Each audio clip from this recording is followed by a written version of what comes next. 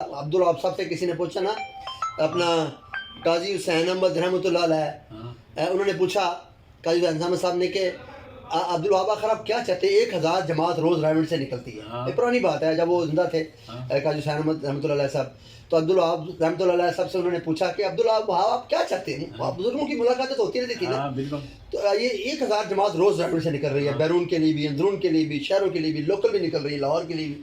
تو آخر کیا چاہتے ہو کہ تم یہ آج صاحب نے فرمایا رحمۃ اللہ نے، جب تک 14ویں صدی اور یہ پہلی صدی برابر نہیں ہو جاتی، جو 14ویں صدی اور یہ پہلی صدی، جیسے اب آپ صلی اللہ علیہ وسلم کی جو 14ویں صدی جیسے ویسا صحابہ کا زمانہ دوبارہ زندہ نہیں ہوتا، اس وقت تک میں آرام سے نہیں بیٹھوں.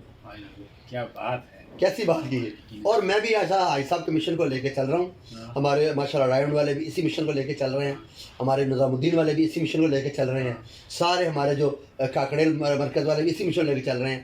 ہمارا سیاست سے بالکل کوئی تعلق نہیں ہے. نہیں تعلق نہیں ہے. ہاں اب کیا خیال ہے کہ عمران خان اس مقصد میں کامیاب ہو جائے گا؟ ہاں وہ اس کے بارے میں سنیں، اس کے بارے میں میرے اچھا. پھر اس کے بعد میں زمان پارک میں گیا، یہ بات مکمل کر لینا. جب میں زمان پارک میں گیا تو وہاں پر پہلی دفعہ دیکھا تو وہاں پہ بالکل نا نماز کی جگہ نہیں تھی، کوئی کچھ نہیں تھا. اور میں تو جہاں جماعت کے بغیر نماز نہیں پڑھتا تھا. میں نے پھر وہاں سارا پہلے احوال دیکھا، گھر دیکھا جا کر. گھر دیکھنے کے بعد پھر عصر کی اذان کا ٹائم ہو گیا. الحمدللہ پہلی اذان مجھے پتا ہے کہ شاید میں نے وہاں زمان پارک میں اس واقعے کے اگلے دن، سنڈے کا دن تھا، مجھے یاد ہے، چھٹی تھی میرا خیال. سیٹرڈے کو یہ واقعہ ہوا ہے اور سنڈے والے دن توڑ پھوڑ کا جو معاملہ ہوا ہے وہ سارا سیٹرڈے کو ہوا ہے. اور میں سنڈے کو گیا ہوں، اور سنڈے کو میں نے عصر کی نماز کی اذان جو ہے نا، تو کیونکہ میری زندگی کا مقصد میرے دین کی سرفرازی، میں اسی لیے مسلمان، میں اسی لیے نمازی. میں نے صرف اور صرف اسی کام کے لیے پوری دنیا میں سفر بھی کیے ہیں. بھائی صاحب کے ساتھ بھی میرے جہاز میں ٹکٹ ہوا کرتی تھی، اللہ کا شکر ہے. کئی دفعہ بھائی صاحب نے اپنی جیب سے بھی مجھے ٹکٹیں لے کے دی ہیں. یعنی وہ اس نے کہا بس ترجمان، چونکہ میں چائنیز ترجمان تھا، 16 سال چائنا میں گزرے ہیں، تو بھائی صاحب ترجمان بیانوں کا ترجمہ کرنا ہوتا تھا. ہر ایک کے لیے آسان کام نہیں. بھائی صاحب کے بیان کا ترجمہ سمجھ ہی نہیں آتی پہلے تو نا. بھائی صاحب کے بیان کی آواز ان کی سب لوگ جانتے ہیں.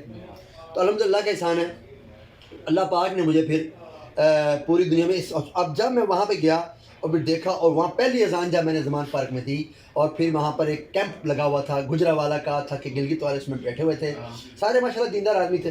اسی کیمپ میں نے صفحے بچھائی، اسی وہ تمبو، وہ کناتیں جو ہوتی ہیں نا، اس کے صاف کنات لے کر میں نیچے بچھائی، اور وہاں میں نے ایک بڑی جماعت میں نے خود کرے ماشاءاللہ. اور اس دن سے الحمدللہ میرے تو کام نماز پڑھانا ہے. میں چاہتا ہوں کہ جو اللہ کے نبی نے جیسے، یعنی کہ میں اسی لیے نمازیوں کے تھی. اب وہاں پہ الحمدللہ اس دن سے پھر میں نے جب دیکھا کہ یہ لوگ یہاں پہ دین کا ماحول، تبلیغ کا ماحول ہونا چاہیے، پھر وہاں الحمدللہ عصر کے بعد میں نے وہاں اپنا ساتھیوں کو تھوڑا اکٹھا کر کے تھوڑی بات کی، ایمان یقین کی. اچھا اس دن میں انٹرویو والے آ گئے، وہ میڈیا والے کہ بھائی آپ یہاں نماز کرانا، یہ تو سارا یہودی کا پلان ہے، آپ کہہ رہے ہیں یہ عمران یہ اور وہ ہے، سارا نظام چلتا رہا.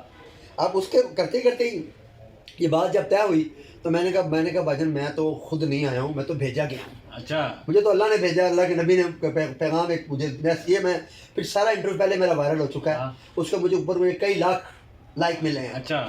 اور وہ میں نے نہیں دیا، وہ میڈیا والوں نے کسی اپنے کوئی اسٹیشن والا تھا، میں I don't know who's that, وہ کون لوگ تھے.